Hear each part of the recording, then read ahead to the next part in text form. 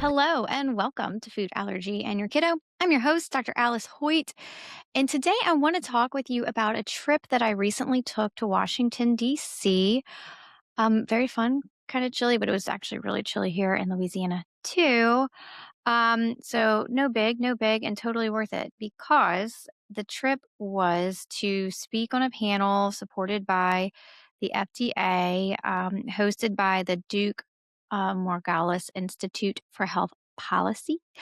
And the title of the panel was Improving Anaphylaxis Outcomes Approaches for Enhancing Access to Epinephrine.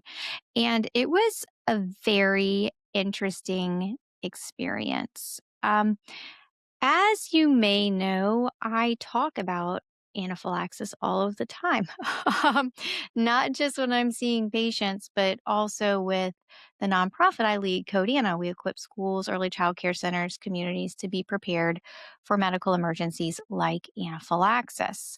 And so, talking about anaphylaxis and community preparedness, specifically preparedness when you're outside of a healthcare system, and just access to epinephrine. I mean, I think we all know the horror stories about how much epinephrine can cost, and if your doctor doesn't prescribe the one that's on your insurance plan, and just all the things, right?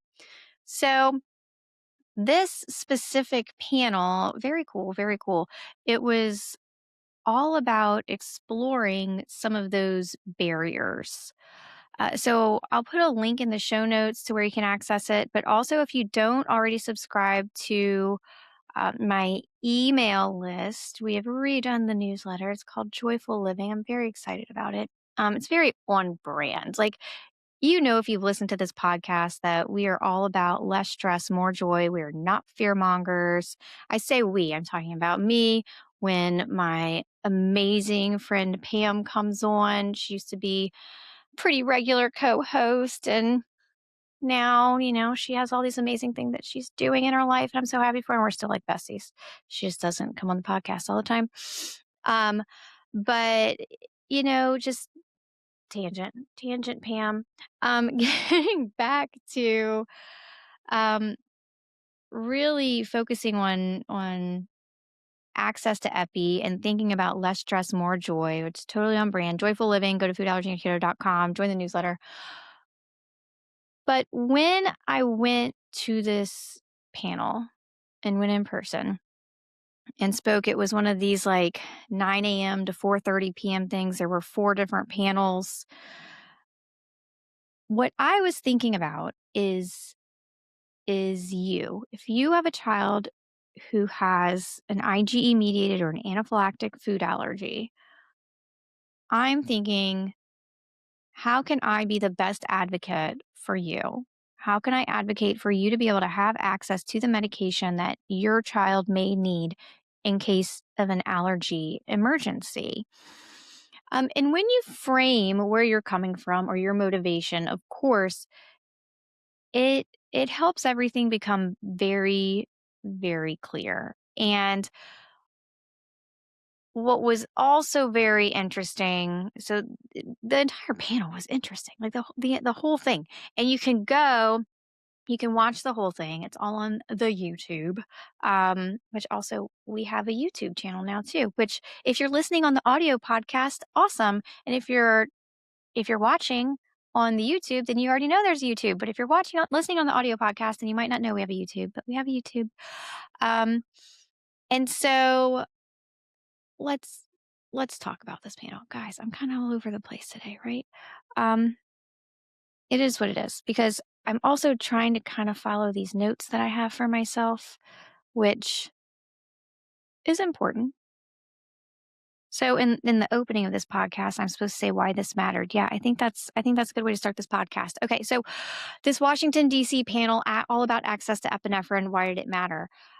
It matters because I can't tell you how often I hear about a school not having stock epinephrine, um, and a school nurse not being able to adequately use her or his skill set to treat that patient because they don't have the tool that they need to do so. They don't have the epinephrine. Or when a family comes to me and they are splitting the auto injectors, one goes to school, one stays at home, um, because they can't afford more than one twin pack, or because they've been told that they can't get more than one on their insurance, which also isn't always the case. But really, why this trip was so important is because, um, what do they call it? Burying the lead. Really, what this panel was asking about is, should epinephrine be available over the counter? And spoiler alert, I do think it should be available over the counter. It was very cool to hear some of the folks from the FDA actually talk through, what does it mean for a drug to be over the counter or prescription? Because those are the two options. It's either over the counter or prescription. Now, you might be thinking, yeah, but things like Sudafed, you can get them over the counter, but then you have to go and show your ID, and there's state monitoring and things like that. Um, yes, those things happen. But from the federal level, FDA, there is over the counter and there is prescription. Now, there is a new caveat to over the counter, very new for the FDA, that I'll talk about in a minute. But let me get back to why this was actually very important. This was important because people need to have access to a life saving medication. And how silly is it that now in 2026, the medication could be there at the pharmacy and someone is just not able to get it because they don't have a prescription for it? I mean, I'm just taking a minute to think about that. If you need epinephrine, which is not a habit forming medication, it's not one like a controlled substances, it's not any sort of opiate or anything like that. And when it comes to epinephrine, from an auto injector or even the nasal, it is pre-dosed, so you're not drawing up the wrong amount. You can only give it one way. You're not trying to give it IV and then you have bad outcomes. Even in my office, I stock auto injectors because that's the safest way to administer epinephrine. You don't want to be drawing something up vial and syringe in the middle of an emergency, right? You just want to have easy to use, easy to use. Um, I'll also take a minute to pause here that I am an advisor for one of the auto injector companies. I'm advisor for Kaleo. I think they're an excellent product. I have stocked AuviQs well before I was ever an advisor for them. I like them because it makes it as user friendly as possible to use the device. Um, so I like working with them too. So, what was the panel actually about? I'm trying to follow my notes here. Okay. What was the panel actually about? How do we improve access? What are some of those regulatory issues? And probably this is where I was most intrigued, because there were some amazing people on this panel, on all these. I guess there were four panels, right? And four different topics. And you can go online and look and see what the different topics were. And my specific panel was tasked with discussing some of the regulatory burdens. And it was very interesting to hear what some of the perceived barriers are, specifically regarding education, and what some of the barriers I have experienced. I have had families experience, I've had school nurses experience, had entities experience, because in many states, non-school entities, so schools, but also non-school entities can stock epinephrine to be used in case of an allergy emergency, in case of anaphylaxis. So it's interesting to talk through these. And what struck me is that so many panelists were concerned that the general population was not going to be easily educated on how to use an auto injector. And I took a step back, because at first I was surprised by this, because auto injectors are fairly easy to use, even the ones that are not as user friendly, right? They're still like fairly easy to use. Is there still a risk of injecting your thumb? Yes, there is. Um, But I was kind of confused. And I think some of this because like why? People are teachable. I think some of this comes back to trusting patients, trusting people. And just because a parent is not a medical provider doesn't mean that they can't use a device. And not that people said that, but they seemed very hung up on could laypersons be easily trained on how to use a device and where the caveat to all this is. And what I mentioned earlier about sort of there's this new potential approval, like from the FDA. So I said there's over the counter drugs and there's prescription drugs. But now with over the counter, I want to make sure I say this right. Now with over the counter, there is a caveat, kind of an extra step, so that basically the FDA could allow more drugs to be over the counter instead of by prescription, which would improve access. But it would require an extra step. And so what that is this thing called an ACNU, additional consideration for non-prescription use. Is it? Is that ACNU? Or is it needed for use? Yeah, I guess additional consideration for non-prescription use or additional condition for non-prescription use. Yes, there we go. Basically, and here I'm on the FDA website, ACNU stands for Additional Condition for Non-Prescription Use. Consumers must successfully complete an extra step to see if the drug is right for them before buying or using a non-prescription drug with an ACNU. This extra step makes sure that consumers can correctly choose and or use the right drug product on their own without first consulting a healthcare professional. An example of an extra step could be a questionnaire to determine if the drug is right for you. So basically, a, a non prescription drug, and this is on that same page on the FDA, this is a good page. Um, FDA regulates non prescription drugs to ensure they're safe and effective and that they're available to consumers without a prescription and can be safely and effectively used without the supervision of a healthcare provider. And so non prescription drugs include drugs for allergies, pain, fever, many more things.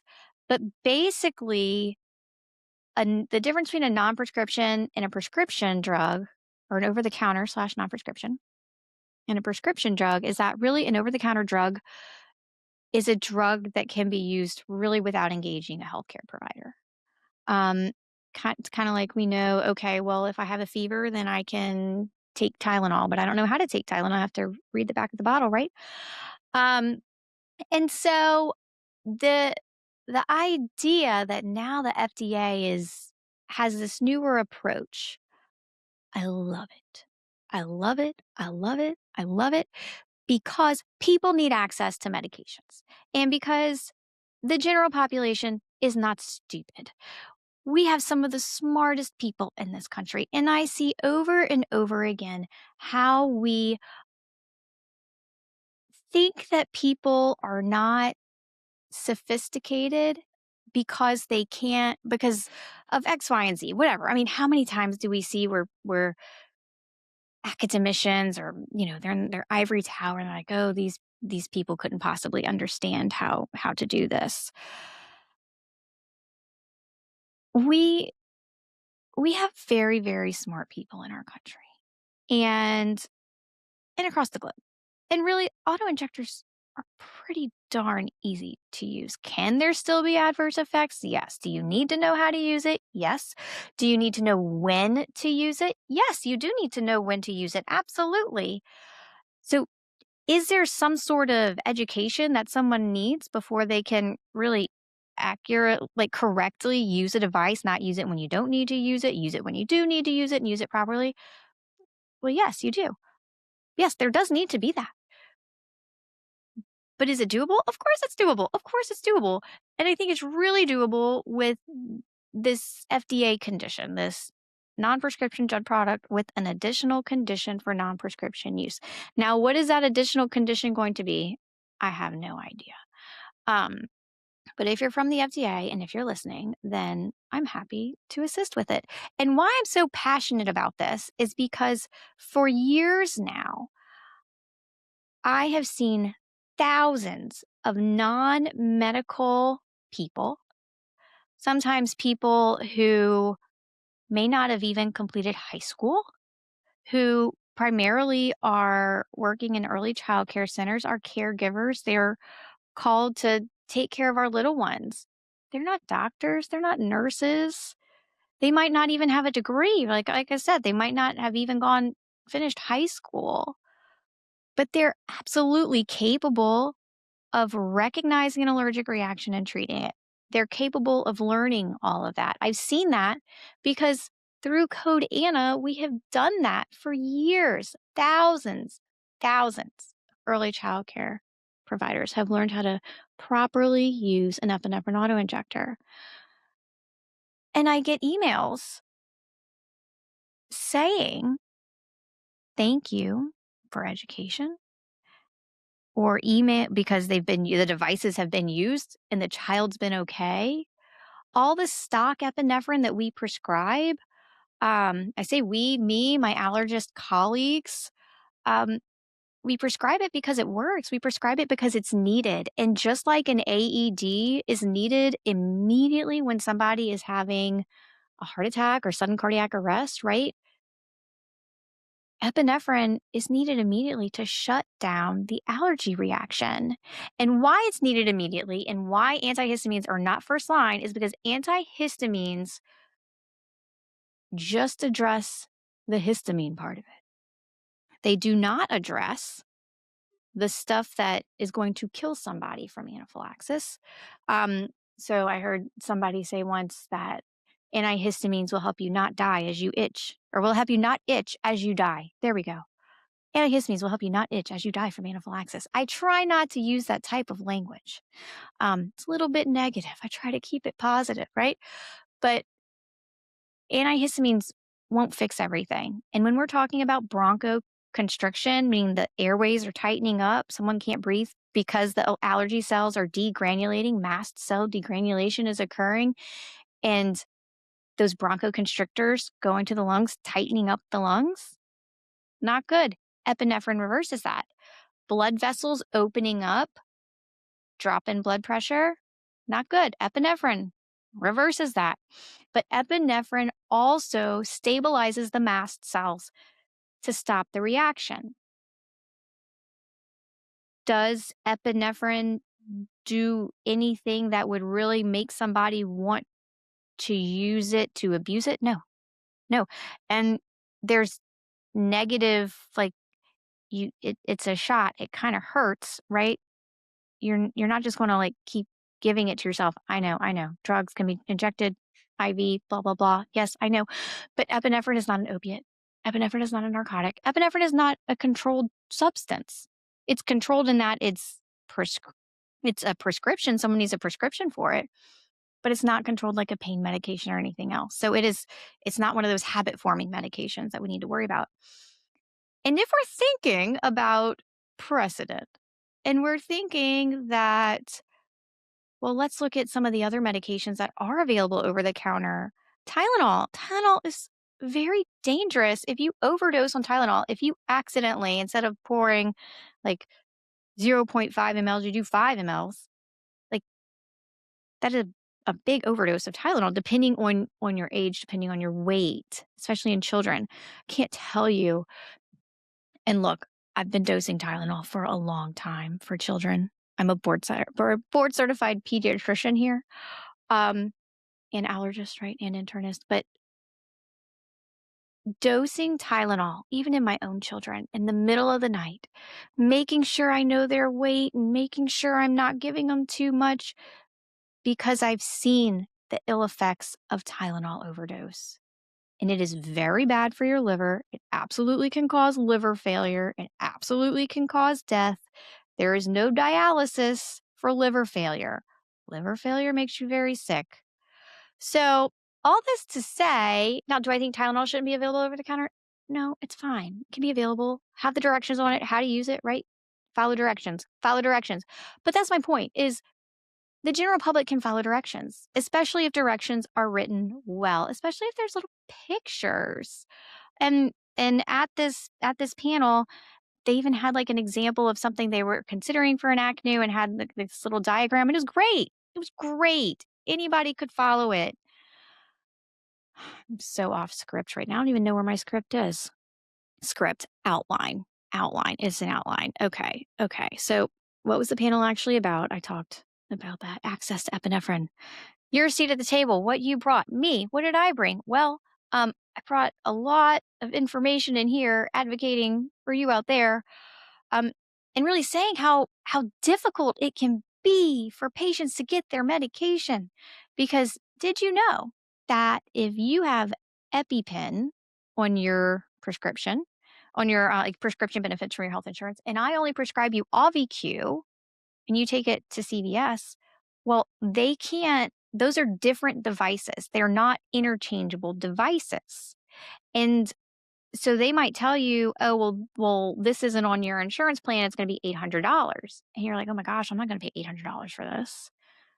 And it it takes a lot of work on the step of on for the pharmacist to try all the other different auto injectors and the nasal epi to see how much which one would cost. And then trying to get extra devices, right? Because a two-pack of devices should be with a child who has a food allergy, an anaphylactic food allergy, IgE mediated food allergy, right? FPIES, EOE, you don't need epi for those. It doesn't treat it, right? Doesn't treat the reaction. Anaphylactic, IgE mediated food allergy, that's what we're talking about here. So it needs to be available to them at all times. That means if it's a baby, it needs to be with the diaper bag, right? If it's a kiddo, that kiddo needs to be learning, depending on their age, um, to self carry it, how to self carry it. And there always needs to be backup. So I have seen before, this was a few years ago, where we had to work with a school system because they were not permitting a 10, 11, 12-year old ish honor student to self carry the epinephrine. And then they were saying, okay, well, if you do, then we're not going to help you use it. Like, people, like, I understand people get concerned about liability. I completely understand that. But you will be more liable if you choose not to be prepared for potential medical emergency, especially one that can potentially impact millions of children. Millions of children have food allergies. Millions have anaphylactic food allergies. Depending on what study you read, it might be 8%, it might be 5%, whatever, but it is millions. And so we can't say, oh, well, we're just not going to do anything. We're not going to have epi. We don't want to be at risk if there's some sort of, I use it and I didn't really need to. When you actually look, and I read these laws all the time because I have to, if so, I read the epi laws very, very often because very, very often a school or non school entity is reaching out to me from some different state asking how can they get it. And if I'm not licensed, how can I get epi? And if I'm not licensed in that state, I cannot prescribe it because healthcare is practiced where the patient is located or the entity in this case is located, not where the doctor is located. So I can't just like prescribe for everybody in the US unless I'm licensed in every state in the US. And I'm not. So then I look at our network, our Codiana network of allergists who prescribe. If we don't have somebody in that state, then I go down my iPhone and I ask if I find anybody that I know. I stay very engaged with American Academy of Allergy, American College. Like I I love my allergy colleagues. I stay engaged with them. We text like different cases, all that stuff too, right? Especially Fast OIT, the big OIT group, international, amazing people, collaborative people wanting to help. Allergists want to help. Other doctors want to help. They want to prescribe, but they also want to know that this good deed will not be punished, right? And so the best thing I can do is just lead with, hey, we need some help with this. And by the way, this is what your state law says, and you're indemnified, and the entity is indemnified, and the person using it is indemnified. Pending you use it properly. If you use it as a weapon, no, you're not indemnified, but don't use it as a weapon. I mean, I would argue a pencil is more dangerous as a weapon than an epinephrine auto-injector. See, I am an advocate for this. Um, what gave me hope is that there is on the brink this way that more people could just go to the pharmacy.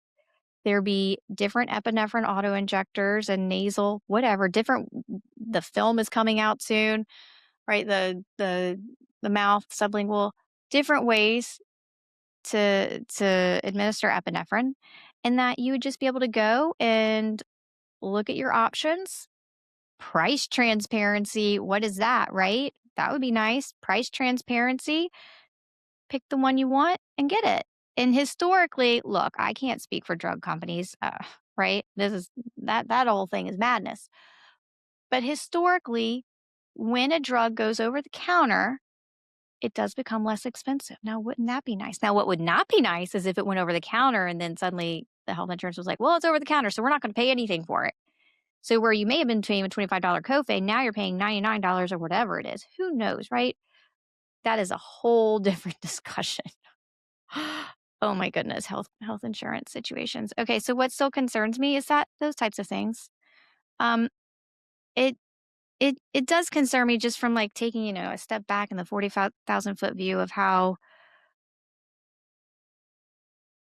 I think sometimes we as doctors don't give enough credit to our families. And it's important, especially as people get higher up in positions where they're more removed from that direct in the weeds patient care, that they remember that, especially parents of kids with food allergies. I mean, these are some of the brightest families, parents that I've worked with. They're so engaged with what's going on with their kiddo and trying to really stay on the brink of what's coming out. Not all families. Some families want to more kind of like sit back and kind of like sweep it under the rug and not think about it. But a lot of families want to be very informed. And absolutely for laypersons as well, when we're thinking about, is an epinephrine auto-injector or the epinephrine nasal, is that something that people reasonably could learn how to use with an ACNU, with seeing a little diagram of if this, then that? Yes, that gives me hope. So I'm going to wrap this up. I have opined enough, and I opine on the panel too, and you can actually go and listen to it. I'm in the second panel, but I would listen to it all. Really, I also thought really interesting. My computer's making noises. Um, is the way the FDA was explaining some of this approval process. It's fascinating. Yeah, so that's the podcast. Again, if you're not on the newsletter, go join it. Go to foodallergyandyourkiddo.com, and you're also able to submit to me the topics you want. I have some really great topics lined up, especially some that I've been seeing on Facebook lately. So I'll leave you with that. God bless you. God bless your family. Thanks so much for tuning in. Remember, I'm an allergist, but I'm not your allergist. So talk with your allergist about what you learned today. Like, subscribe, share this with your friends, and go to foodallergyandyourkiddo.com where you can join our newsletter. God bless you, and God bless your family.